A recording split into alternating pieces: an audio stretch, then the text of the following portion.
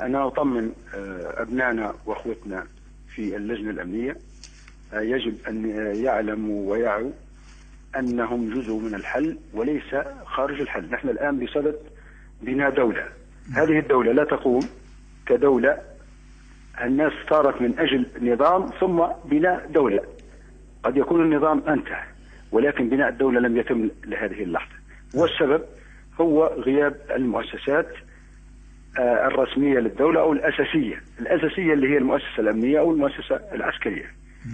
العالم كله الخارجي حتى الشركات الأجنبية كل المشاريع واقفة. احنا لنا سنتين تقريبا، مطارات، المباني، المساكن، طرق، الكباري كلها واقفة بسبب أن الهاجس الأمني. لأن اللي في الخارج يقول لك أنا ما ندخلش طالما أشاهد في شخص حامل بندقيته ولا لا أعرفه من هو وإلى آخره، بالإضافة إلى ما يحصل اليوم وأمس وبكرة وبعد بكرة وإن شاء الله ما يحصلش.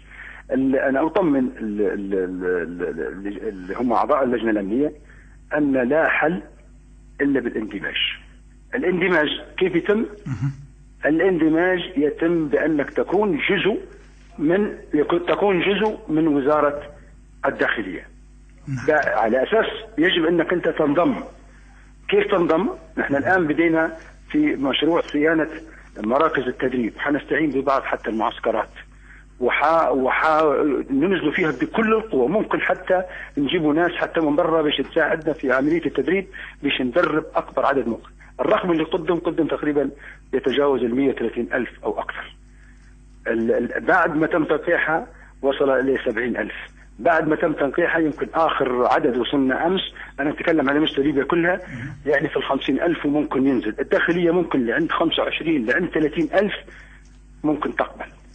الداخلية أو الشرطة ذاتها محتاجة إلى ضخ دماء جديدة، نحتاج إلى قوة إسناد في المناطق اللي هي الدعم، نبي نعطيها اسم آخر، الأمن المركزي واسم من الأسماء. الآن عندنا هيكلية جاهزة حنطرحها، فنطمنهم هذه فرصة.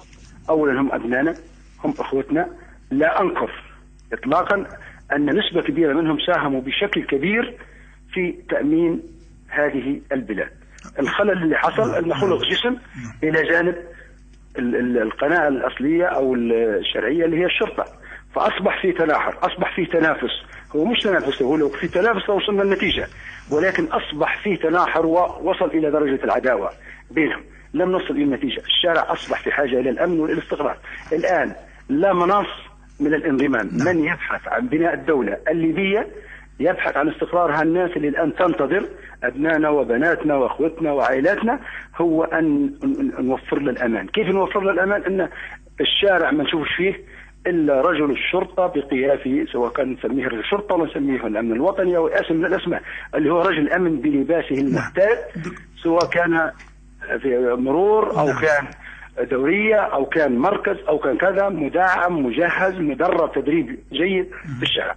فهم اللجنة الأمنية حتنضم لكن بشروط الانضمام. عودة جهاز يقدم المعلومة أو المعلومات، وانت عارف هذا جهاز نفتقره تماما. انت عارف القرار السياسي، القرار الأمني دائما يحتاج إلى معلومة أو معلومات على أساسها تأخذ أنت القرار الأمني أو تأخذ القرار السياسي بشكله الصحيح دون مبالغة أو إهمال. فضروري من وجود جهاز يكون هذا الجهاز يقدم المعلومات اللازمة سواء كانت الأمنية أو السياسية. الآن الطرح اللي هو مطروح هيكون هناك جهاز يسمى جهاز المباحث العامة. هذا كان معمول به حتى في بعد الاستقلال مباشرة. حيبنى من مجموعة، يعني باش نحن نطلع من مسألة جماعة الأمن الداخلي إلى آخره كذا، حنختاروا عدد من المسجين السياسيين اللي هم سواء كانوا رجال أمن أو مرتبطين بالأمن بأي صورة من الصور أو من نرى أنهم قادرين، وبعض القادة من الثوار اللي نثق فيهم ثقة عمياء، الثوار الحقيقيين، بالإضافة إلى بعض الضباط اللي نحن نثق فيهم ثقة عمياء. حنضع هيكلية لهذا الجهاز، ثم نكلفوهم هم يختاروا كل واحد من مدينته. نحتاج إلى أشخاص مهنيين، ضروري يكونوا على الأقل عندهم نسبة من المهنية ويقدر يمشينا فترة أو مرحلة. فهم يختاروا من يراه مناسب لم تتلطخ يداه بالدماء، لا عليه علامات الاستفهام أو إلى آخره من خلال جهاز الأمن. ما عداهم يتم من خلال هذا الدمج نحن قايمين به، حنختار عدد كبير من الثوار حيندمجوا معاهم، بالإضافة إلى من يتم اختيارهم من اللي هم كانوا يشتغلوا في السابق وكانت ما فيش عليهم تحفظات، لأن نحن يجب أن ما نظلم الناس كلها، يعني نحاول كل حد ناخذه بجريرته زي ما يقولوا بالضبط. هذا بالنسبة لهذا الجهاز. بالنسبة ما عداهم من لم يتم اختياره حيخير، وحتكون هناك حلول، لأن حتى الشرطة نفسها مستهدف إعادة تقييمها وتجهيزها وتطويرها، لأن في منهم الآن في اللي ما التحقش، صحيح. في منهم متردد لأن هذه اللحظة، فيما منهم موجود ياخذ في مرتب وما عندهش استعداد بأنه يقدم، لأن مرحلة حتكون فيها احتمال تكون فيها مواجهة، ونتمنى أن لا تحصل هذه المواجهة. فحنعطوا الفرص، من قادر ينزل الميدان، اللي غير قادر قد نبحثوا له عن حلول تقع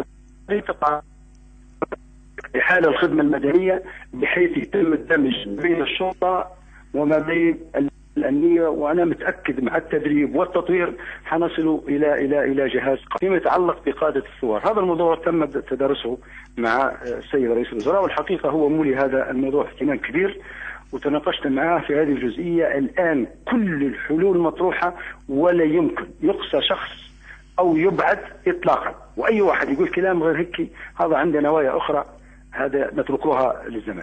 فالحلول هناك حتى طرح في أن جزء منهم ممكن يتم اختياره وتوزيعه على بعض السفارات برا كأمن الاستفارات، هذا بعض القادة منهم، هناك البعض منهم الآخر حنجدوا له حلول حتى في الأعمال المدنية أو الآخرين، لأن أنت عارف الشرطة هذا جهاز منضبط يبدأ بالرتبة، وكل رتبة لها درجة معينة وإلى آخره. حتى الترقيات الآن بالنسبة للشرطة حتمنح، ولكن بعد إقامة دورات تنشيطية لكل رجال.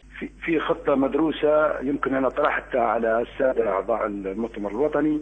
الآن عندنا خطة كبيرة جدا، هذه الخطة حنبدأ في تنفيذها، حنبدأ بأكبر مدينتين اللي هي طرابلس وبنغازي، وحيكون للإعلام دور كبير، وحيكون للخطاب الديني دور كبير، وحيكون للحكماء والقبائل دور كبير.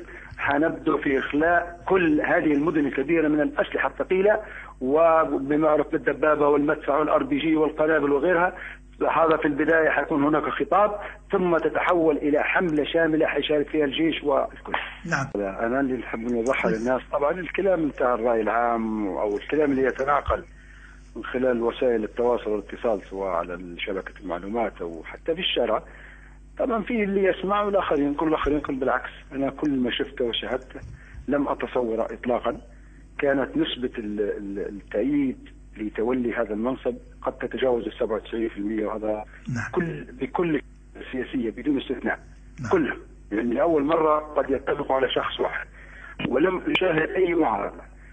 نقاش قانوني شاركت فيه أنا شخصيا، وكانت جلسة يعني بغض النظر على السلبية أو الإيجابية، ولكن حتى اللجنة القانونية تناقشنا، وعلى أساس كان الإصرار على أن أتولى هذا المنصب مقابل أن نجد مخرج كيف ندير في هذه المسألة. فكل ما يسمع أو يتداول أو يتناوله البعض لا أساس له من الصحة. هناك من يقول أن حزب العدالة كان معارض، بالعكس إطلاقا. حزب العدالة كان بكل أعضائه ونوابه كان مؤيدين لهذا القرار. التحالف كانوا متمسكين ومؤيدين، الجبهة الوطنية وغيرها كلها، يعني لم أرى أي معارض إطلاقا، لا في الشرق ولا في الغرب ولا في الجنوب. بداية بسم الله والصلاة والسلام على رسول الله سيدنا محمد صلى الله عليه وسلم. طبعا كان القبول بنسبة 95%، كان قبول جيد جدا. نعم. والحمد لله رب العالمين. لكن نحن لدينا عندنا إشكالية بسيطة. نعم. طبعا لم يكن عندنا ما كانش عندنا تنظيم تشكيل لجنة طبعا هي بالإطار الجيد.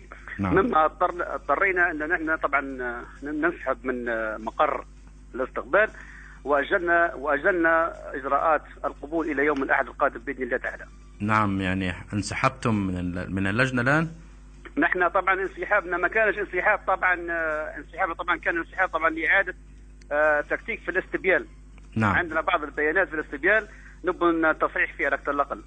لكن اليوم طبعا كانت بالنسبة للقبول كان قبول جيد جدا، يعني كان قبول يعني حتى إلى كم وصل العدد تقريبا إلى الآن؟ طبعا نحن اللي بدايه طبعا اللي بنبي نستقبلهم طبعا 1500 منتسب لجهاز الشرطه. نعم. باذن الله يوم الاحد حناخذوا 300 شخص، وثم يوم الاثنين نفس البرنامج 300 الى اخره، حتى طبعا نكملوا العدد اللي نحن طبعا من تثبيته ان شاء الله تعالى.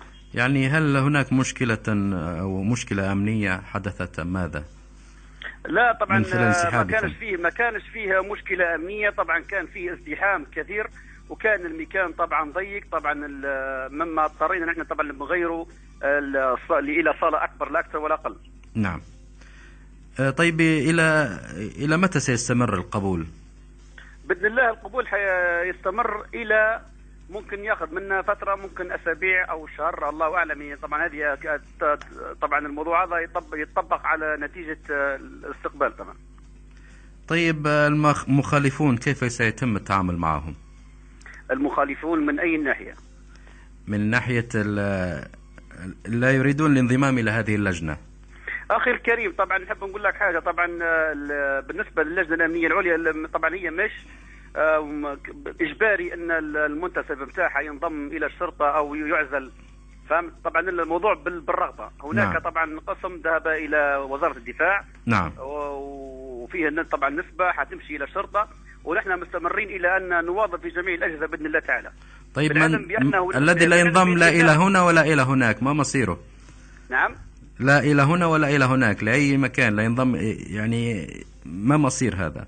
طبعا مصير هذا يا اخي طبعا ينطبق على المستوى الدراسي طبعا ليحمل هذا الشخص، ان كان طبعا صاحب شهاده او تخصص ما، باذن الله حتكون عنده فرصه عمل ان شاء الله في الوسائل المدنيه باذن الله تعالى.